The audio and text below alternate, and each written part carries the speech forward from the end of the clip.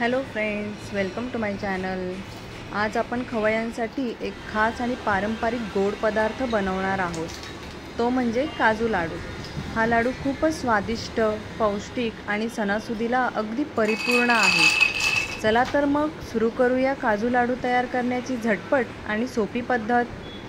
त्यासाठी लागणारे साहित्य आहे, इथे मी 250 ग्राम काजू घेतले आहेत आणि 200 ग्राम साखर। सर्वप्रथम हे काजू मिक्सी जारमध्ये फिरवून त्याची पावडर बनवून घ्या। आणि आता आपण गॅसवर एक स्टील कढई ठेवणार आहोत आणि त्यामध्ये मी 2 चमचे तूप टाकणार आहे।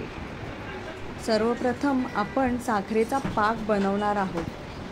त्यासाठी आता आपण कढईमध्ये हे अर्धा ग्लास पाणी टाकणार आहोत आणि त्यामध्ये ही घेतलेली साखर टाकून घ्यायची आहे आणि चमच्याने सारखं फिरवत राहा।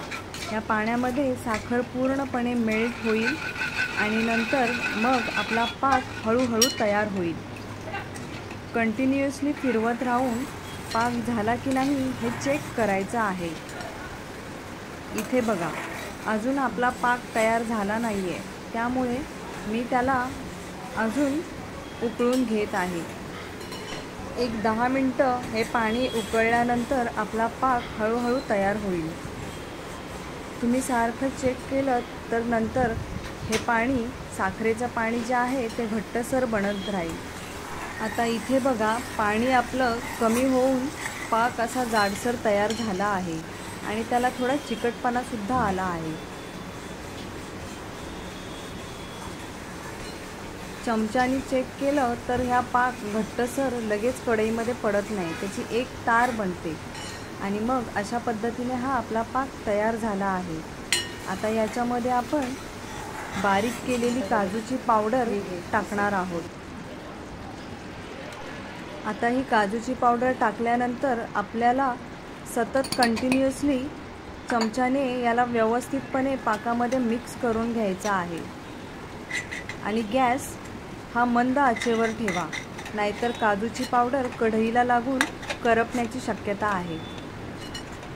आता तुम्ही इथे बघू शकता, आपला पाकामध्ये काजू पावडर टाकल्यानंतर इथे त्याचं घट्टसर असं मिश्रण तयार झालं आहे। आता हे मिश्रण अशा पद्धतीने तयार झालं की गॅस बंद करून घ्यायचा आहे, नाहीतर नंतर हे काजूचं मिश्रण हळूहळू थंड व्हायला लागलं की कडक होतं आणि नंतर मग आपल्याला लाडू वळायला कठीण जातं।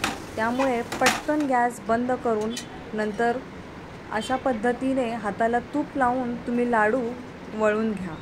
पाकामध्ये जी साखर आहे ती हळूहळू थंड झाली की कडक होते, त्यामुळे नंतर लाडू वळायला त्रास होतो आणि लाडू तुमचे मऊ मऊ असे बनत नाही। म्हणून पाकामध्ये काजू पावडर टाकल्यानंतर फक्त 2 ते 3 मिनटं तिला व्यवस्थित मिक्स करून पातळ थोडीशी कन्सिस्टन्सी राहिल्यावरती गॅस बंद करून घ्यायचा आहे। त्या मिश्रणला जर ओव्हरहीट केलं तर तुमचे लाडू बनणार नाहीत। म्हणूनच काजूचे लाडू, काजू कतली करताना ही टीप लक्षात घेऊनच लाडू आणि काजू कतली करा। व्हिडिओ शेवटपर्यंत बघितल्याबद्दल खूप खूप धन्यवाद। व्हिडिओ आवडला असेल तर लाईक करा, शेअर करा आणि चॅनलला सबस्क्राईब करा।